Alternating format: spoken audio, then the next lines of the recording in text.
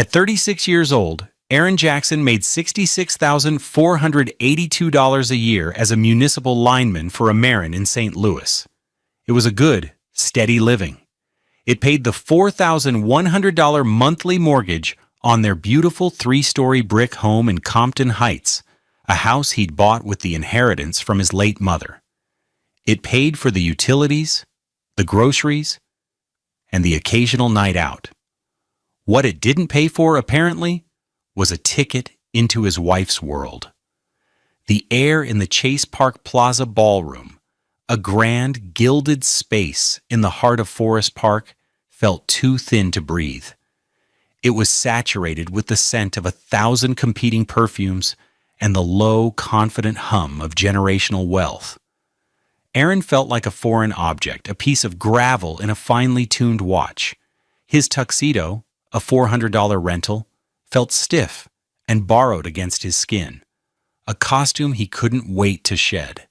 His wife, Imari, moved through the crowd like a queen surveying her court.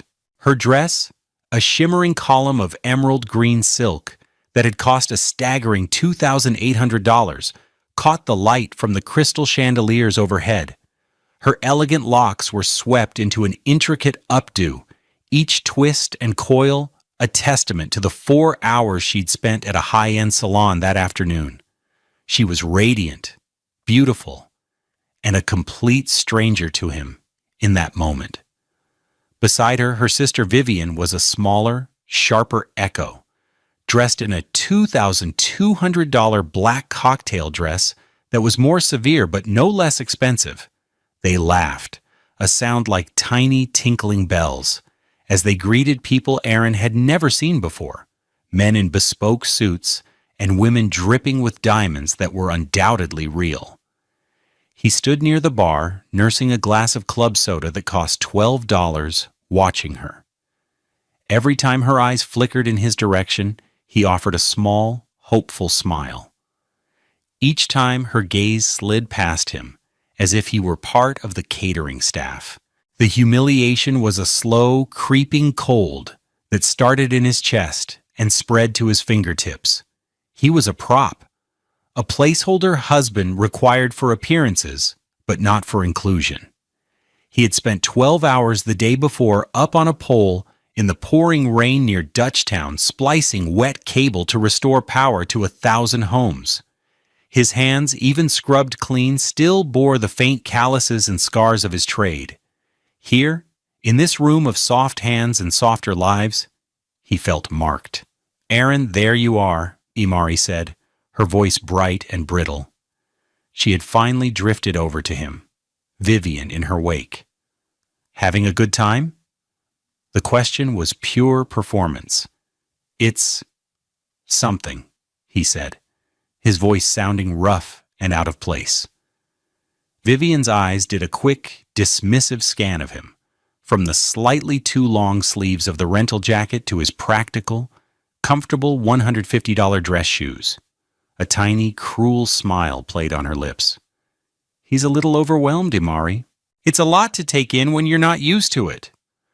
"Be nice, Viv," Imari murmured, but there was no heat behind it. She adjusted a strap on her dress.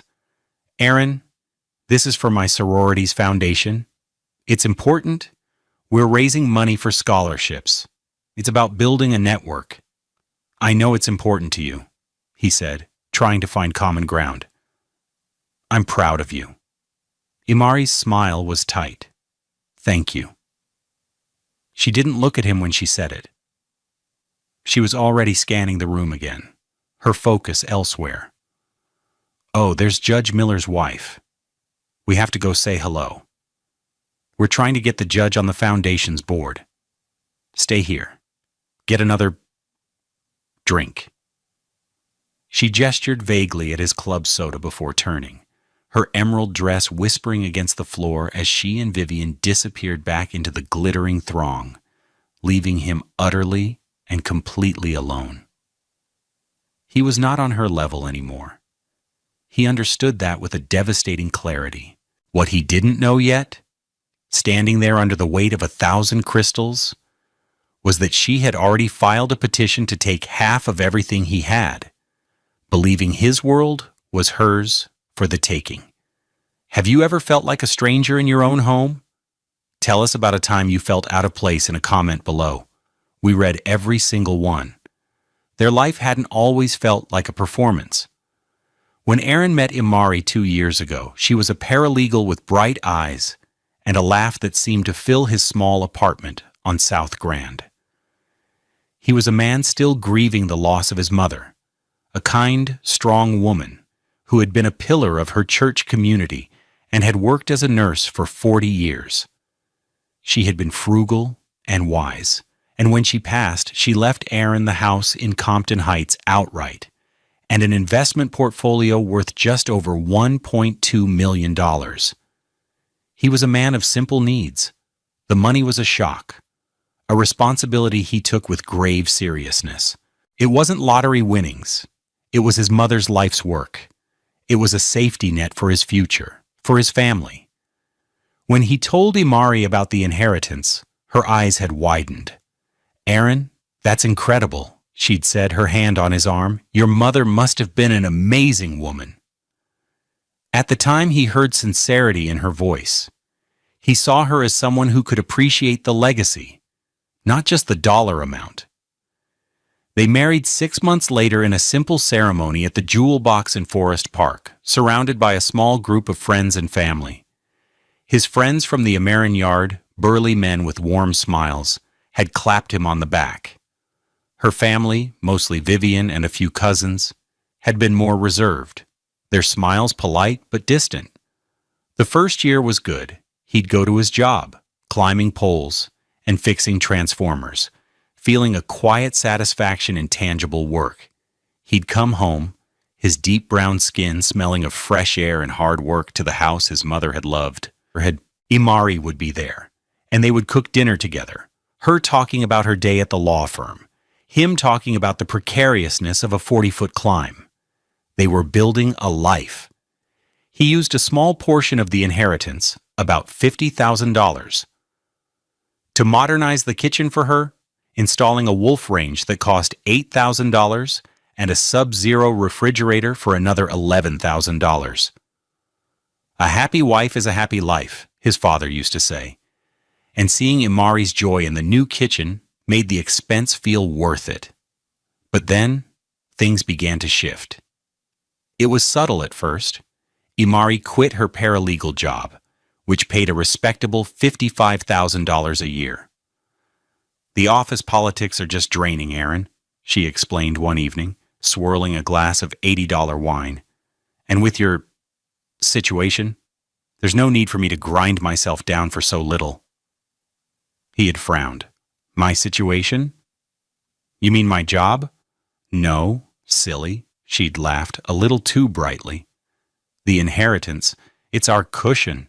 It means I can focus on things that matter more, like networking, building our social capital." Social capital became her new career. It began with lunches at places like Truffles in Ladue, where a salad could cost $40. It escalated to charity committees and junior league meetings. Her wardrobe changed. The sensible Ann Taylor suits she wore as a paralegal were replaced by brands he'd never heard of. A $1,200 Tory Burch handbag was a networking essential. A pair of Christian Louboutin shoes, with their signature red soles, cost $900 and were, she insisted, an investment in her brand. Vivian was a constant presence, a whispering voice in Imari's ear. Vivian had married a surgeon and lived a life of manicured ease in a Clayton high-rise. She treated Erin with a thinly veiled condescension that bordered on pity. "It's so quaint that you work with your hands, Erin," she'd said once, watching him replace a faulty light fixture in his own living room. "My husband can't even change a light bulb. Of course, he doesn't have to." The house in Compton Heights, his mother's house, began to feel less like his own. Imari redecorated, replacing his mother's comfortable, sturdy furniture with sleek, minimalist pieces that cost a fortune and were horribly uncomfortable. A sprawling white sofa that cost $7,000 dominated the living room, a piece so pristine he was afraid to sit on it after a long day at the yard.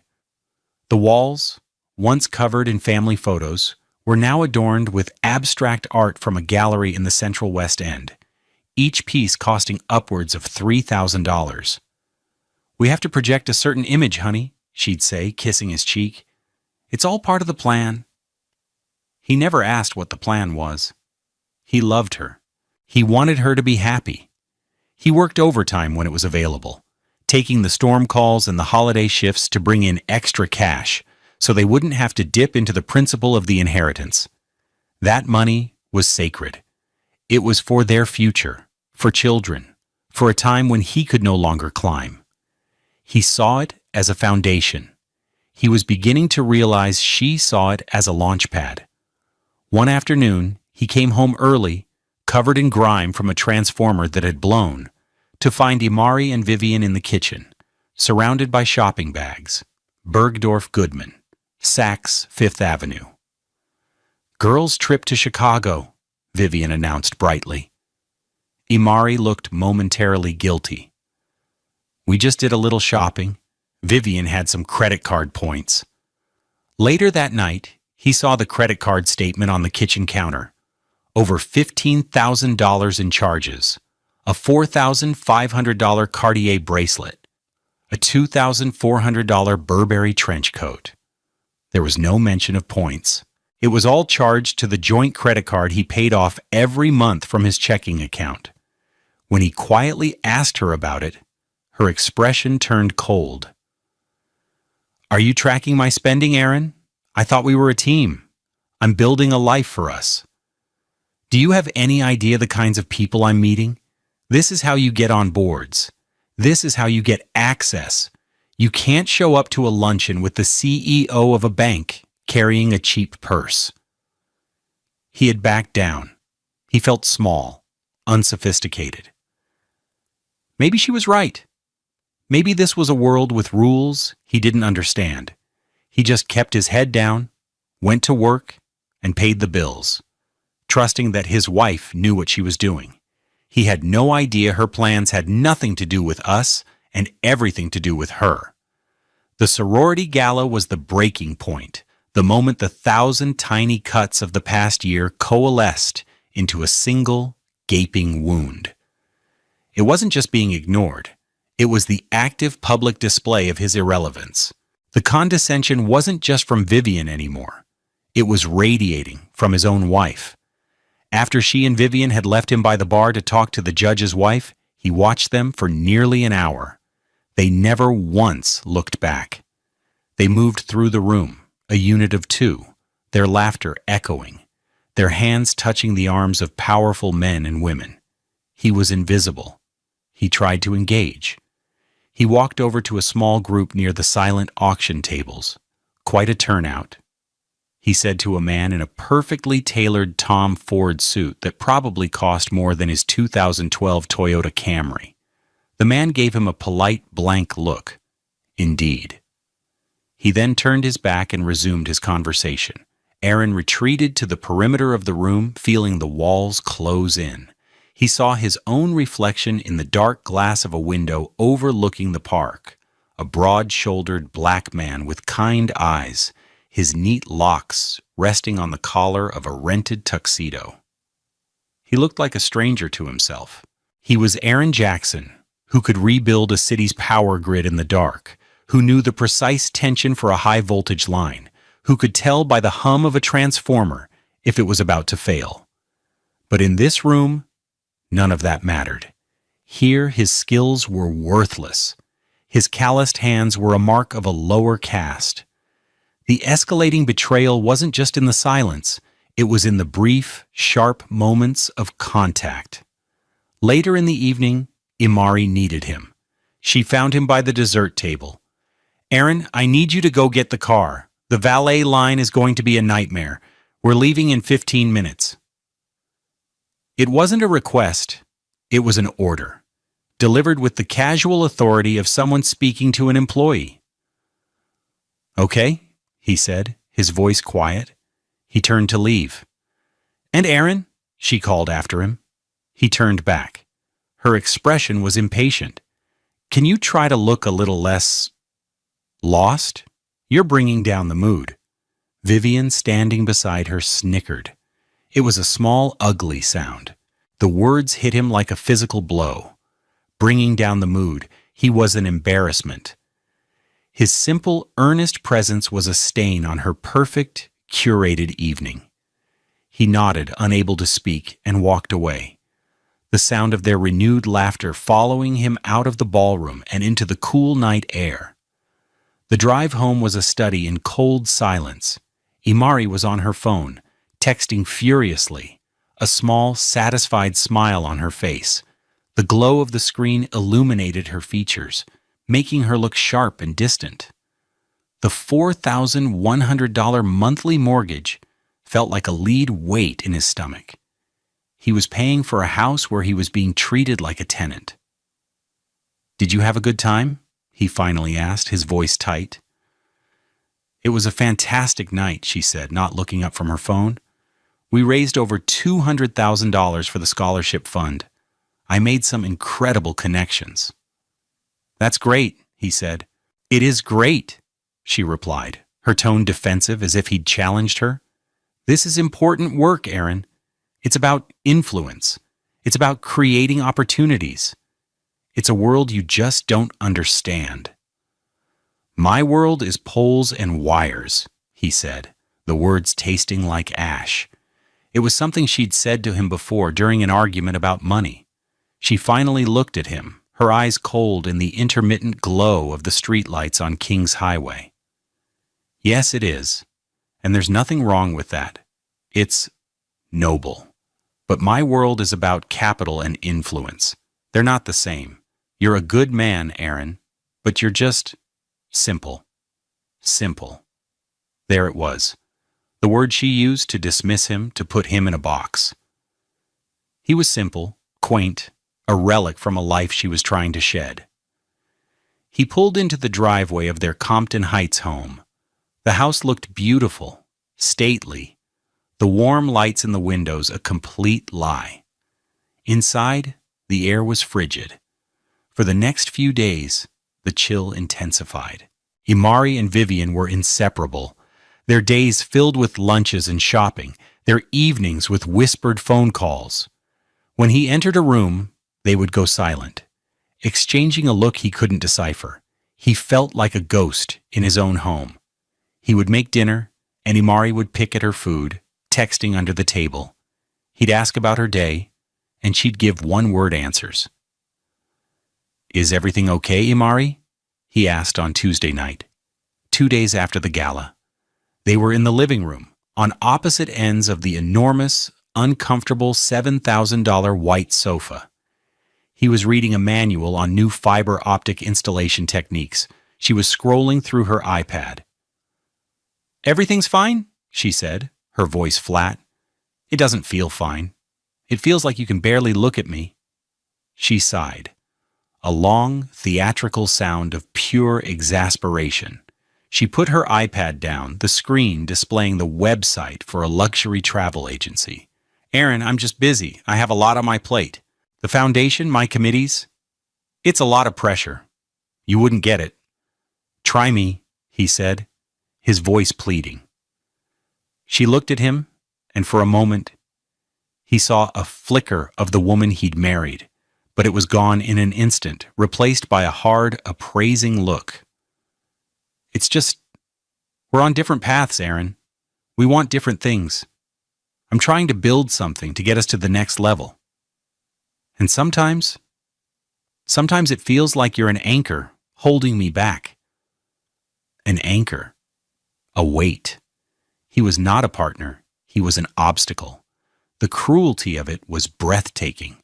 He had spent the last 2 years supporting her, paying for her new life, believing he was helping her achieve her dreams. All the while she saw him as a hindrance. He had no idea how right he was. He had no idea that her plan to get to the next level involved cutting him loose and taking his mother's legacy with her. The betrayal was far deeper and more calculated than he could ever imagine. He thought her cruelty was emotional. He was about to find out it was ruthlessly strategic. Wednesday morning arrived with a heavy gray sky that promised rain. It was 6:15 a.m. Aaron was in the newly renovated kitchen, the one with the $8,000 Wolf range he never used, making a simple cup of coffee in his old $40 Mr. Coffee machine. It was a small act of rebellion. Imari was still asleep upstairs in their master bedroom, a room that now felt more like hers than theirs. He needed to leave for the yard by 7. The quiet moments before the sun came up were usually his favorite part of the day, a time for peace before the noise of the world began. But there was no peace this morning. The word anchor echoed in his mind. He sat at the cold marble kitchen island, scrolling through his phone, looking at pictures from a recent camping trip with his work buddies, a world of campfires, cheap beer, and easy laughter that felt a million miles away. A notification popped up at the top of his screen, a Facebook tag. A friend of a friend, someone from Imari's vast social network he barely knew, had posted a video. The caption read, "Such an inspiring night at the Alpha Kappa Alpha Foundation Gala. Congrats to Imari and Vivian on their amazing work and hilarious speech." Hilarious speech? He didn't remember a speech. They had said a few words of thanks, but it was brief and formal. His finger hovered over the notification. A knot of dread tightened in his stomach. He tapped it. The video opened. It was shaky, clearly filmed on a phone from one of the tables. The ballroom was just as he remembered it. A sea of glittering people. On the stage, bathed in a spotlight, were Imari and Vivian, holding champagne flutes. They were beaming. "Thank you all so much for coming out tonight to support such a worthy cause," Imari began, her voice smooth and polished. The crowd applauded warmly. "We're so proud of the work the foundation does," Vivian added, her arm around Imari's waist. "But tonight, we also want to talk about another kind of support. The kind of support that lets you level up." She winked at the crowd, and a few people chuckled. Aaron's blood ran cold. Imari laughed, a practiced, charming sound. "My sister is always so dramatic, but she's not wrong. To get to the next level, you need a solid foundation." She paused, taking a sip of her champagne. "And sometimes that foundation is quaint." The word hit him like a fist. Quaint. Vivian's word for him. Vivian leaned into the microphone. "My sister, she's a visionary, but even a visionary needs let's call it a starter pack. You know?" The crowd was laughing now, leaning in, sensing the delicious, gossipy turn. "A good, simple, reliable man to pay the bills while you build your empire." The camera panned across the faces in the crowd. They were roaring with laughter. Men in expensive suits, women in diamonds. They were all in on the joke. The joke was him. Imari held up her hand, feigning protest, but she was smiling. "Vivian, stop. My husband is here tonight." She scanned the crowd with a theatrical, searching look. The camera didn't find him. But he remembered exactly where he was, standing alone by the bar, feeling like a ghost. "He's a wonderful man," Imari continued, her voice dripping with condescension. "He works so hard with the, you know." She made a gesture with her hands, mimicking climbing a pole. "The wires and things." A wave of laughter rolled through the ballroom. It was deafening. "He keeps the lights on," Vivian shrieked, doubling over with glee. "Literally!" Imari raised her glass. Her eyes were shining. "So this is a toast," she said, her voice ringing with triumph. "To all the stepping stones that help us reach the penthouse. May they be sturdy, reliable, and know their place." "To stepping stones," Vivian echoed, clinking her glass against Imari's. The crowd roared its approval. The video ended. Aaron sat in the dead silence of the kitchen. The only sound was the hum of the $11,000 Sub-Zero refrigerator. He felt nothing. It was a strange, terrifying emptiness. The hurt was so immense, so total, that it had burned itself out, leaving behind a cold, clear void, stepping stone, starter pack. Know their place? The words weren't just insults, they were a mission statement. He played the video again, and a third time. He watched the faces in the crowd. He watched his wife's triumphant smile. He watched her mimic his job, the job that paid for the dress she was wearing, the house she was living in, the life she was building on his back. The fog of confusion and hurt that had clouded his mind for months finally lifted. In its place was a terrible, chilling clarity. This wasn't just disrespect. This was a strategy. The coldness, the spending, the dismissal, it was all part of a plan. And he knew with a certainty that settled deep in his bones that this video was only the tip of the iceberg. She was planning to leave him, and she was planning to take everything. He stood up, his movements stiff. He walked out of the kitchen, down the hall, past the expensive abstract art, and up the stairs. He looked into their bedroom. Imari was still asleep, her face peaceful, angelic. A complete and utter lie. He went back downstairs, picked up his phone, and saved the video. Then he walked out the door, not to his truck to go to work, but to his 2012 Toyota Camry. He had a phone call to make. The time was 6:47 a.m. The game had changed. He had been underestimated. And that was a critical mistake. What would you do if you saw a video like this? Let us know your first move in the comments. Your strategy might help someone else. The shift inside Aaron was seismic. The warm, accommodating husband was gone, vaporized in the glare of that cell phone video. In his place was a man of cold, methodical purpose. He did not yell. He did not confront. He retreated into a state of strategic restraint, a calm so profound it was unnerving. He was a lineman after all. He understood pressure. He knew how to handle live wires. Imari had just become a live wire.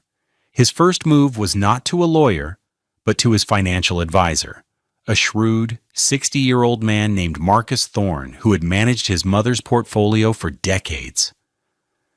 Aaron drove not home, but to Marcus's modest office in Maplewood. At 7:30 a.m., he was sitting across from Marcus, the video playing on his phone on the desk between them.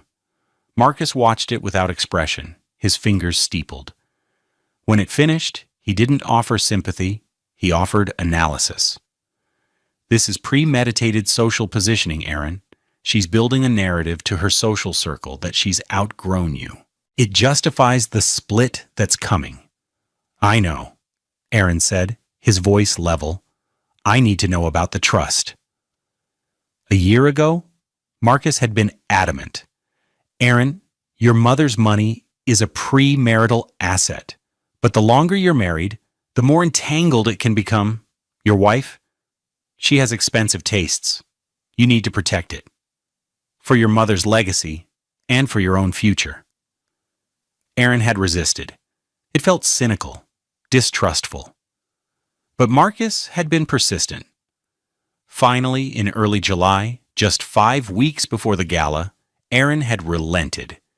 He had sat in this very office and signed the documents to move the entire $1.2 million inheritance into a carefully structured, irrevocable trust.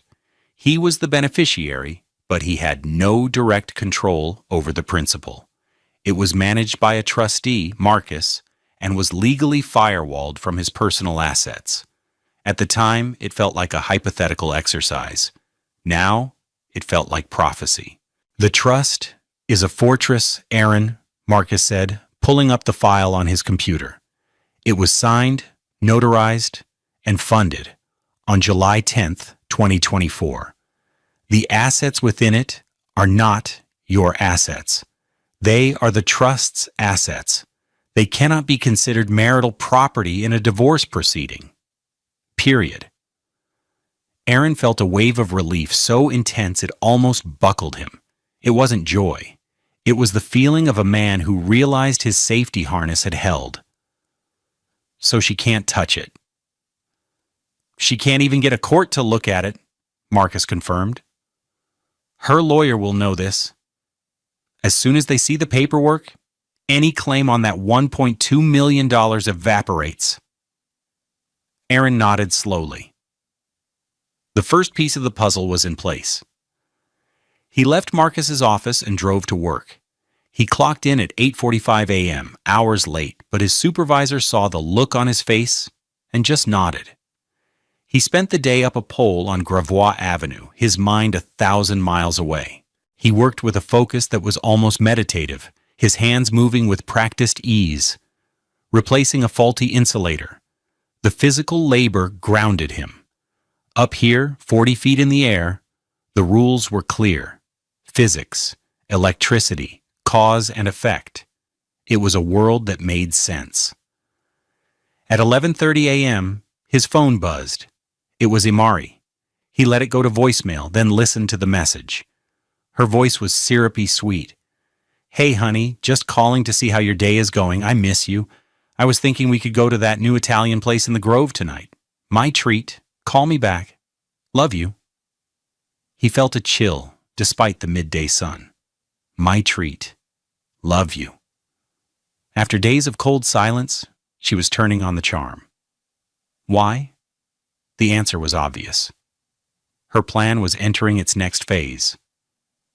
She, or more likely her lawyer, needed something from him. Financial statements, probably. And she thought a nice dinner and a few sweet words would get her what she wanted. He was the simple, trusting husband, after all. He was the stepping stone. He didn't call her back. He finished his shift at 4 p.m. and drove home. He walked into the house, and she was there, dressed in a casual but expensive-looking lounge set that probably cost $500. Aaron, there you are, she said, rushing to kiss his cheek. He didn't flinch. He let her do it. Her lips felt cold. You didn't call me back. I was worried. Long day, he said, his voice neutral. He walked past her to the kitchen and got a bottle of water from the fridge. Transformer issue. Oh, you poor thing, she cooed. Well, I made reservations for us at a Ciro for 8 o'clock. Vivian is going to come over for a drink first. Is that okay? Fine, he said. He was playing dumb, acting the part of the tired, simple husband she believed him to be. Each lie she told, each piece of manipulation, was another piece of evidence. He was no longer a participant in their marriage. He was an observer, gathering data. Vivian arrived at 7, all smiles and fake warmth. Aaron, so good to see you. Imari tells me you two are having a date night. How lovely. They sat in the living room, on the white sofa he hated.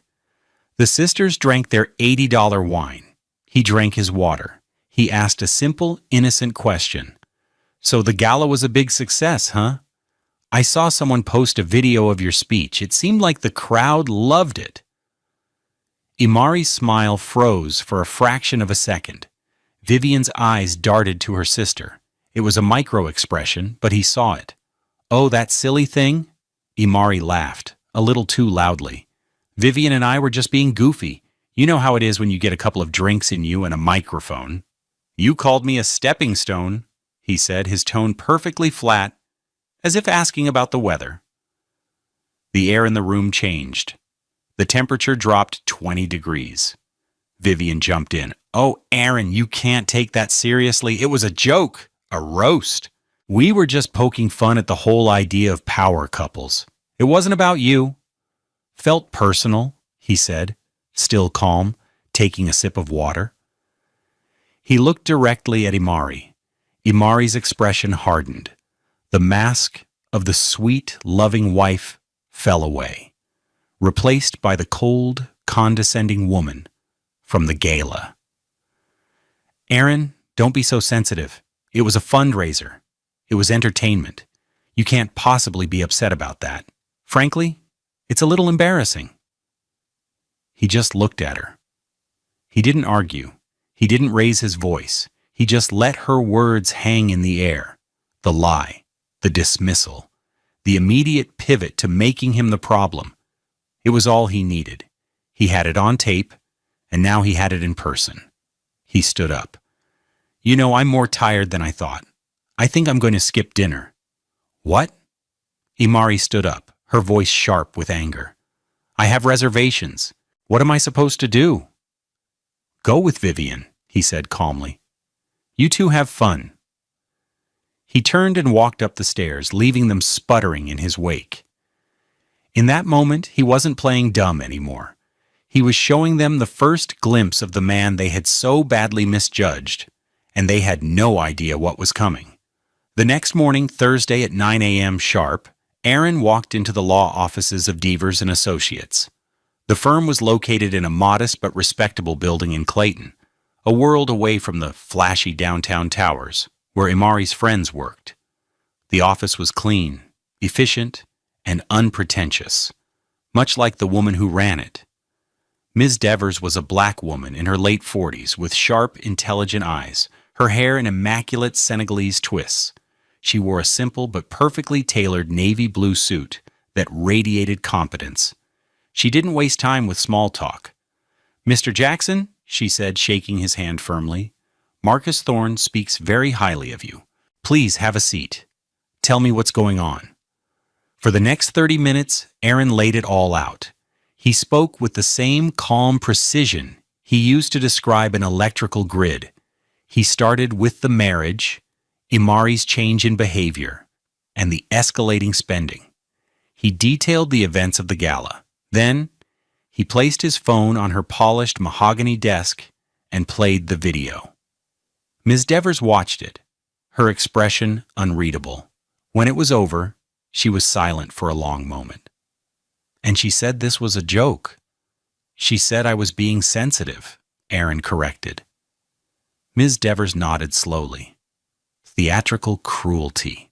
It's a tactic, designed to make you feel small, to make you question your own reality. So you'll be too off balance to fight back when the real blow comes." She looked at him. "And the real blow is coming, Mr. Jackson. This performance is the overture. She's filed for divorce, or she's about to, and she's coming for the inheritance." "I know," Aaron said. "That's why I'm here. Marcus told me about the trust." He explained the irrevocable trust, the date it was established, and the nature of the assets. A slow, appreciative smile spread across Ms. Devers' face. It was the smile of a chess player who realizes her opponent has just walked into a fatal, unforeseen trap. "Mr. Jackson," she said, leaning forward, "you have done everything right. Your foresight, or perhaps Marcus's, has saved you. The trust is an ironclad defense. That $1.2 million is a ghost. They can chase it, but they can never catch it." She then laid out the strategy. It was simple and devastatingly effective. "We do nothing," she said. "We wait. Her attorney will serve us with the divorce petition. It will contain her demands. Based on this video and her spending habits, I predict she will claim the inheritance is a marital asset, arguing that you intended to share it, and she will demand half, $600,000. Plus, she'll demand substantial alimony based on a lifestyle supported by that perceived net worth." "And when we get that demand?" Aaron asked.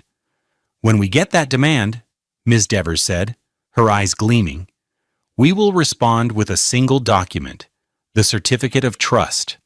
We will attach a financial affidavit based on your actual income of $66,482 a year, and we will offer a standard, legally mandated alimony settlement based on that number for a short-term marriage.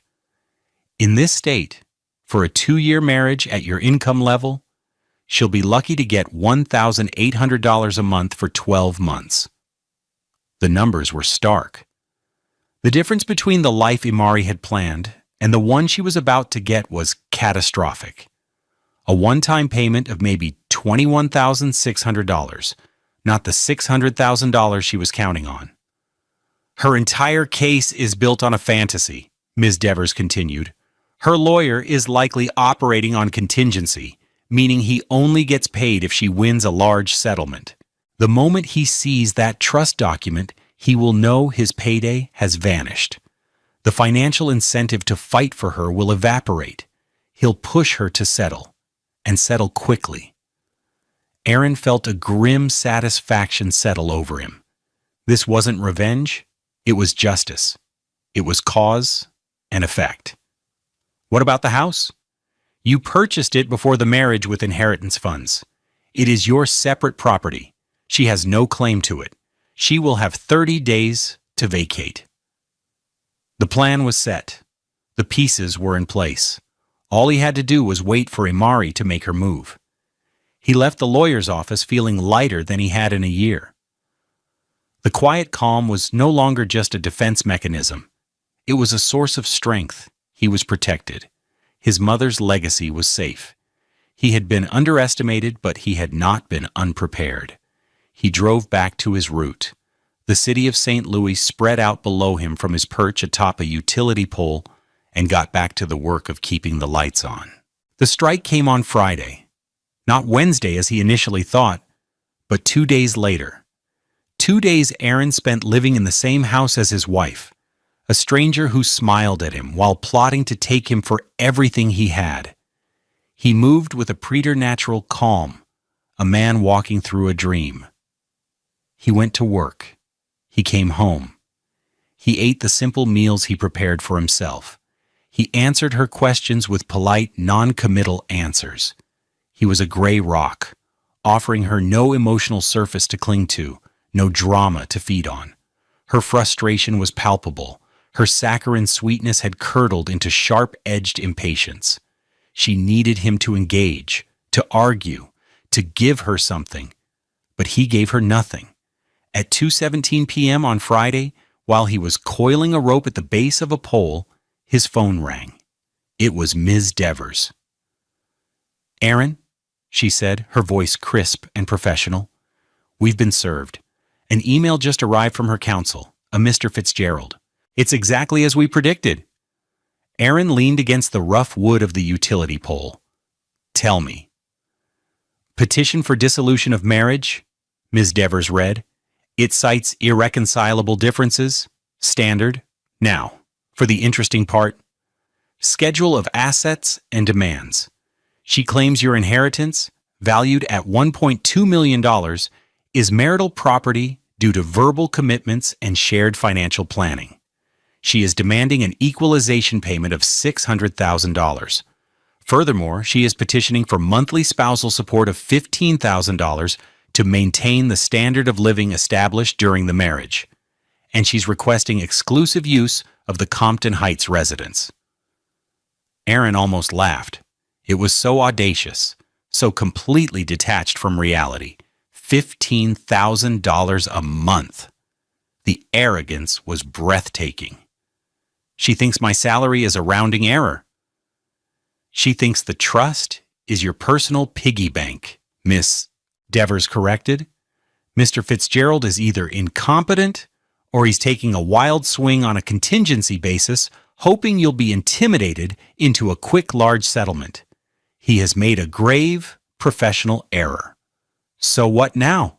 Aaron asked, the moment he had been waiting for finally at hand. "Now we respond," Ms. Devers said. He could hear the click of her keyboard. "I am drafting an email to Mr. Fitzgerald. The subject line will be R.E. Jackson versus Jackson. Response to petition." The body of the email will be very simple. It will say, "Dear Mr. Fitzgerald, attached, please find my client's financial affidavit, along with the certificate of irrevocable trust established on July 10, 2024. As you will see, your client's demands regarding non-marital assets are without legal merit. My client is prepared to offer a standard spousal support settlement of $1,800 per month for a period of 12 months, totaling $21,600. He will not be entertaining any other offers. Please advise your client accordingly. And then I will attach the 2 documents. The beautiful, brutal simplicity of it was perfect. No anger, no accusations. Just the cold, hard facts, the law, cause and effect. Send it, Aaron said. It's sent, Ms. Devers replied. The time is 2:21 p.m. Checkmate. The narrative shifted, and for a moment, we see a scene Aaron could only imagine. In a sleek, glass-walled conference room in a Clayton law office, Imari and Vivian were sitting across from a smarmy-looking lawyer in an $8,700 Armani suit, Mr. Fitzgerald. They were laughing, sipping iced coffees from Starbucks.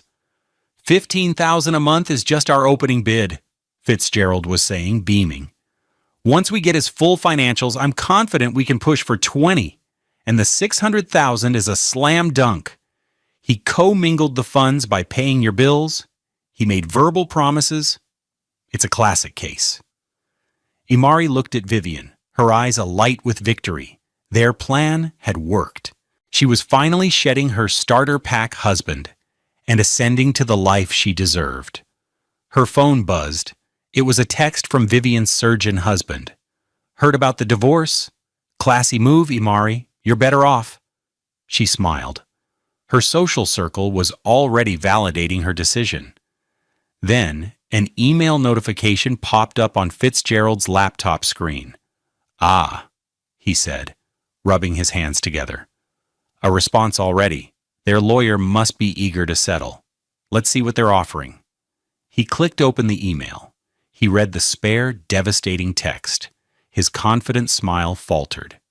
He clicked open the first attachment, Aaron's financial affidavit.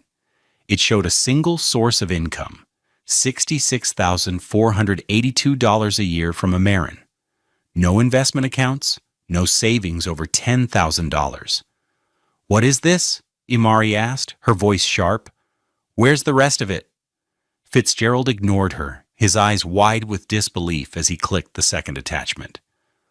The Certificate of Irrevocable Trust. The name of the trust. The date it was established, July 10th, 2024. The name of the trustee, Marcus Thorne. The schedule of assets held within. The entire $1.2 million portfolio. The room went silent. The color drained from Fitzgerald's face. He looked up from his screen, his expression a mixture of horror and fury. It's gone, he whispered. What's gone? Vivian demanded. The money, he hissed, his voice cracking.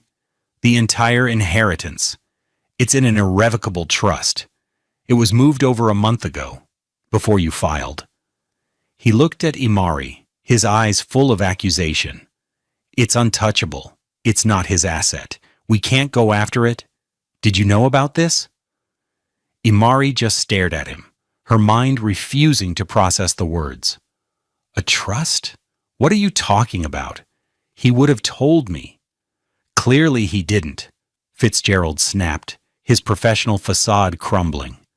Our claim on the $600,000 is void. It's gone. The entire basis of our case. It's gone. Imari's face went from confusion to disbelief to pure, unadulterated panic. She looked at Vivian, whose own smug expression had been replaced by a mask of shock. What about the alimony? Imari asked, her voice a desperate squeak. The $15,000? Fitzgerald let out a dry, mirthless laugh. Based on this? He jabbed a finger at Aaron's salary on the affidavit.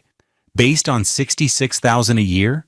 You'll be lucky to get $2,000 a month for a year. Their offer of $1,800 is probably generous. The world tilted on its axis. The penthouse she had been about to enter vanished, replaced by a dark, terrifying basement. The phone in her hand felt like a block of ice. It was over. She had lost.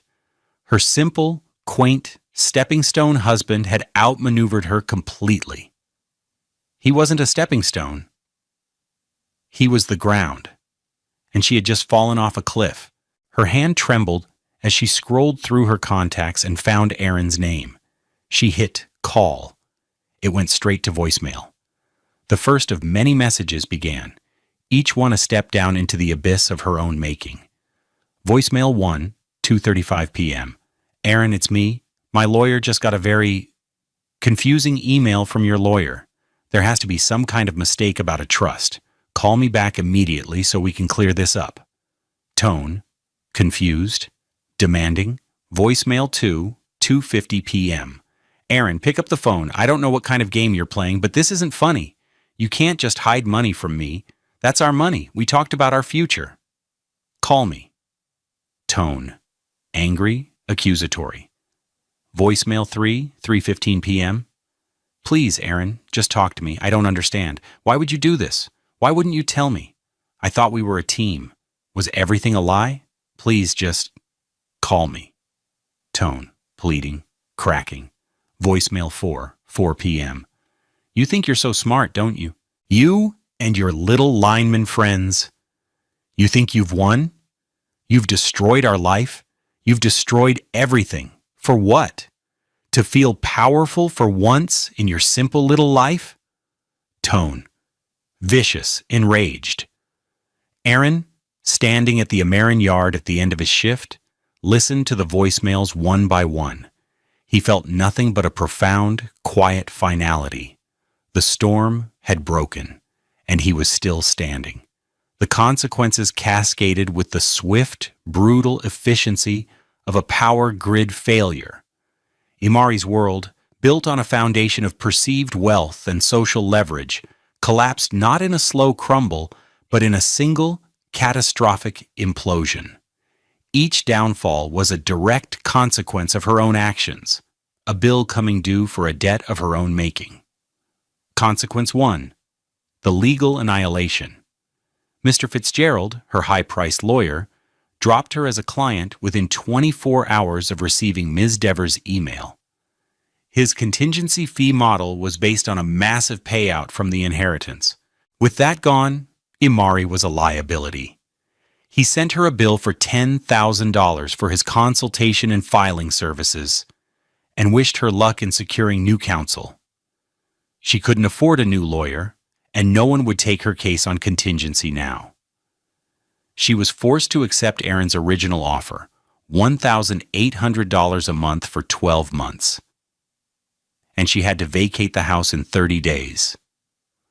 The dream of a $600,000 lump sum and a life of leisure evaporated into a harsh reality of less than $22,000, barely enough to cover her credit card debt.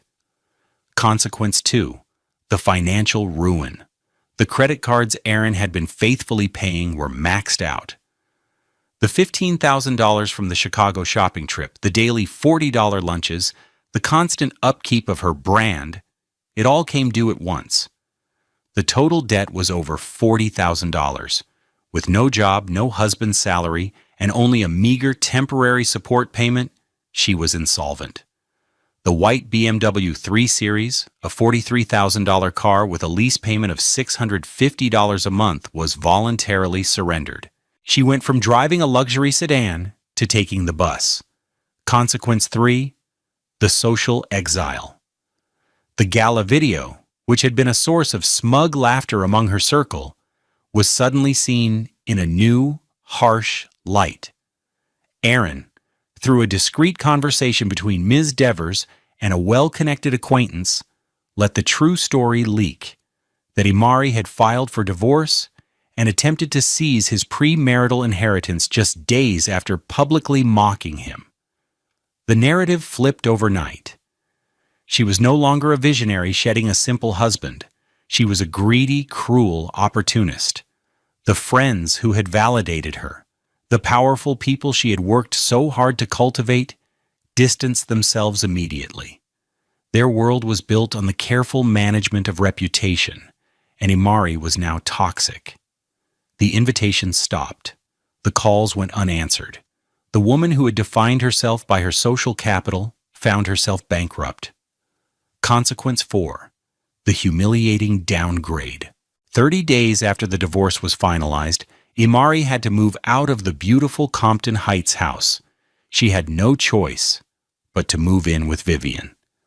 But Vivian's surgeon husband, appalled by the scandal and its potential to splash onto his own reputation, was less than welcoming.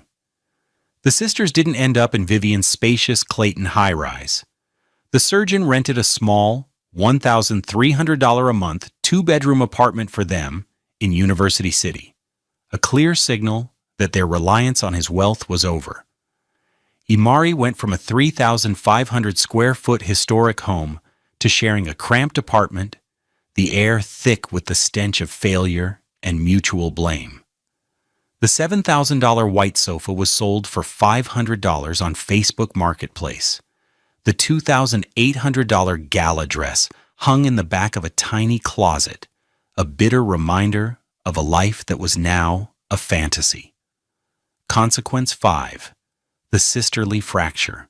The bond between Imari and Vivian, once a partnership in ambition, curdled into resentment. "This was your idea," Imari would hiss during their frequent bitter arguments. "You pushed me. Level up, you said." Vivian would fire back. "I didn't tell you to marry a man who was smarter than you. You were supposed to have him wrapped around your finger. You got sloppy. You got arrogant." They were trapped together in that small apartment, two queens of a non-existent kingdom, their shared dream having become their shared prison. Vivian's husband filed for divorce 6 months later, tired of the drama and the financial drain. The two sisters, who had toasted to stepping stones, found themselves with no ground beneath their feet at all. Aaron watched none of this unfold up close. He heard about it in bits and pieces, through Marcus, or the faint echoes of gossip that reached him. He felt no joy, no schadenfreude. He just felt quiet. He changed the locks on the Compton Heights house, his mother's house. He methodically packed up Imari's belongings, the designer clothes, the expensive shoes, the self-help books on influence and power, and put them in storage, paying for the first 3 months himself. It was a final, quiet act of a man closing a door on a life that was never really his. The house was his again. The silence was his again. And in that silence, he began to rebuild. 1 year later, the sun streamed through the large bay window of the Compton Heights living room, illuminating the dust motes dancing in the air. The cavernous, uncomfortable white sofa was gone. In its place was his mother's old, comfortable floral print couch, rescued from storage. The walls were no longer adorned with cold, abstract art, but with framed photographs. His mother and father on their wedding day. A picture of him and his lineman crew, grinning and covered in mud. A beautiful landscape shot of the Missouri River at sunset. The house felt warm again. It felt like home. Aaron's life had found a new, quiet rhythm. His work at Amerin was the steady beat, the tangible reality that had always grounded him. The $66,482 salary felt like more than enough. He was saving aggressively, rebuilding the small cushion he'd spent on Imari's ambitions, but the $1.2 million trust remained untouched, a silent guardian managed by Marcus, a legacy for a future he was now building on his own terms. On Saturdays, he didn't go to brunch or play golf. At 10 a.m., he drove his 2012 Toyota Camry, now with 187,000 miles on it, to a community center in the Jeff Vanderloo neighborhood. Inside, a group of 15 teenagers, a mix of boys and girls, waited for him. This was his new project, his new social capital. He was volunteering, teaching a basic electrical safety and home repair class. "All right, who can tell me the difference between a circuit breaker and a fuse?" he asked, his voice warm and patient. He stood before them, not in a rented tuxedo, but in his work jeans and a simple t-shirt. His hands, calloused and capable, held up two different components. A young girl with her hair in bright beaded braids shot her hand up, eager to answer. He taught them how to safely change an outlet, how to wire a light switch, how to tell if an appliance had a short. He taught them practical, useful skills. He was giving them a sense of capability, a feeling of power over their own environment. He was showing them that value wasn't in what you owned, but in what you could do, in what you could contribute. The very things Imari and Vivian had mocked, his hands, his skills, his simple world, were now the tools he used to build something meaningful in his community. After the class, as he packed up his tools, the center's director, a kind woman named Alicia, stopped by. "You're a real gift to these kids, Aaron," she said. "They look up to you." He smiled, a genuine, easy smile that reached his luminous dark eyes. "I get more out of it than they do, believe me." He had forgiven Imari, not for her, but for him. The anger had long since faded, replaced by a kind of distant pity. She had been chasing a ghost, a hollow version of success defined by others. She had tried to measure his worth in dollars and social standing, and in doing so, had revealed the utter poverty of her own character. True wealth, he had come to understand, isn't about your level. It isn't about capital or influence or the brand of your suit or the price of your dress. It's not a number in a bank account. True wealth is in the strength of your character. It's in the skill of your hands. It's in the quiet dignity of a job well done and the grace you show when you are wronged. It's about knowing your own value, independent of anyone else's approval. It's about being a foundation, not a stepping stone, a foundation for your own life and for the community you choose to build. Aaron Jackson was a lineman. He kept the lights on.